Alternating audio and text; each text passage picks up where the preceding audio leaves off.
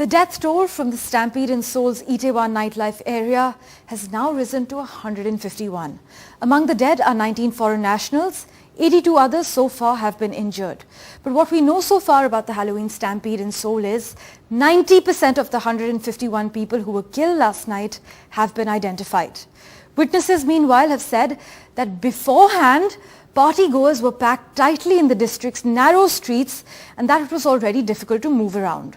One survivor, in fact, expressed on record that with so many people dressed in Halloween costumes, they couldn't tell if a screaming police officer was indeed real.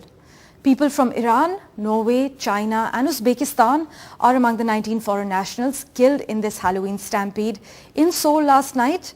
Many of the victims, though, were women in their 20s. This is what the National Fire Agency is saying currently. Most of the casualties so far, unfortunately, have been teenagers and people in their 20s. Officials at the scene say many victims actually suffered cardiac arrest as well as breathing difficulties.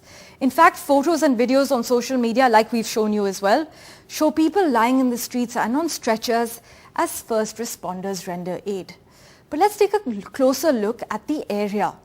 Itaewon, where the crush occurred, is one of Seoul's top nightlife areas.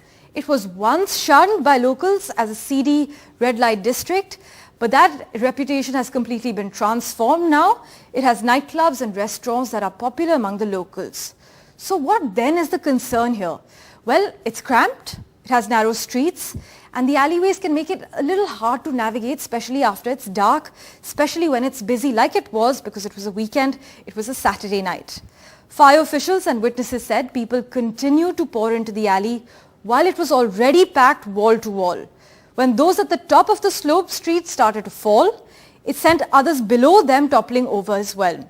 Witnesses described chaotic scenes beforehand, with police appearing to have actual trouble maintaining control of the crowds, like you can see in the visuals we've shown you. In fact, a witness on record told Reuters that the crowd was at least 10 times more crowded than usual. Meanwhile, South Korean authorities have received at least 3,500 missing person reports. This is as of Sunday noon local time.